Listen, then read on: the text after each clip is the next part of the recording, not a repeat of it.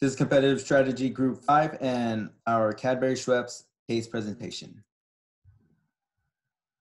Cadbury Schweppes had a history of successful integrations, as seen in the 1969 merger with the 180-year-old Schweppes with Cadbury.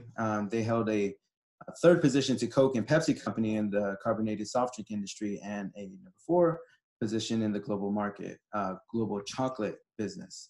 Their focus was on the CSDs with the successful acquisitions of a few notable companies like Canada Dry and Sunkist in 1986, and Dr. Pepper and 7-Up in 1995. Also, Snapple and Orgina, which was commonly perceived as a failed integration business. Their global market was often decentralized in their management style because their input was largely financially driven and not strategically based. When we look at the industry situation, we find that there was really intense competition between the beverage side and also the confectionery side. If you look at the bottom right graph, then you see that Pepsi and Coca-Cola really had the two leading positions in the beverage company or the beverage industry, with Cadbury in the yellow being third. Now, Cadbury had accepted that they were third and wanted to focus on the confectionery side. So what they noticed is they saw that the chocolate and the sugar candy were growing slowly, but with the sugar-free gum, then it really had it was growing rapidly. It had a 7% growth and 20% margin, which really made it attractive to pursue. One important note is for them to be successful, then they would need to have strong management efforts that were integrated in the business and that could function on a global scale. The acquisition value that acquiring the Adams brand and portfolio for Cadbury would help them, and their belief was that they would be able to become number 1 in the confectionery industry. They had a feeling that they would always be number 3 in beverage, just with the market share that Pepsi and Coke already had. But having Adams would be a huge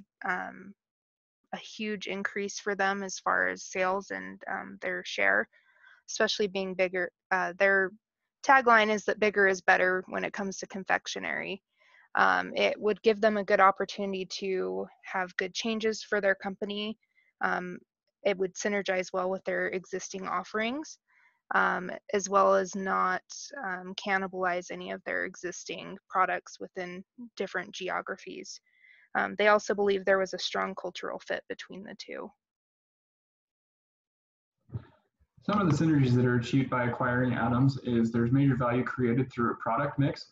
Cadbury Schweppes would be able to really concentrate on some gum industries by acquiring Adams, specifically the sugar-free Ventine pellet gum.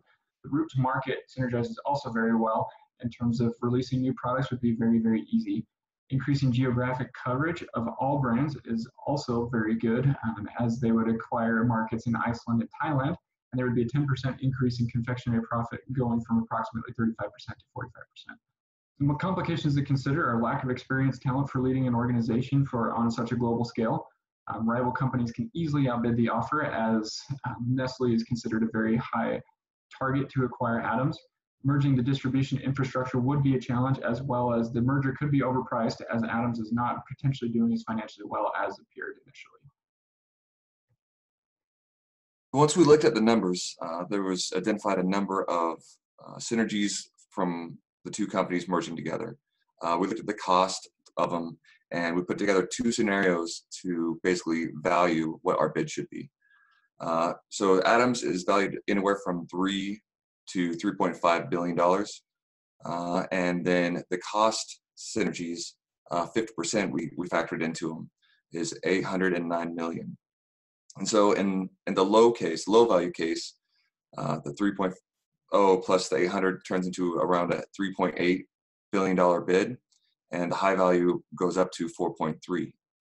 Based on the complications and the risks involved, we're looking at recommending the lower numbers. So is there value in acquiring Adams? Yes, we believe there is. What is that value added? $809 million is our estimated cost of synergies. And with these synergy plans, they're important to help maximize the value of the merger. What price should they be willing to pay? We recommend, with as high of a risk as there is, we recommend coming in with a bid on the conservative side between 3.9 to 4 billion. Key strategic decisions that should be made upon acquisition. There are two areas of focus. First, in management changes, and then second, they need to focus on developing a functional global distribution network. So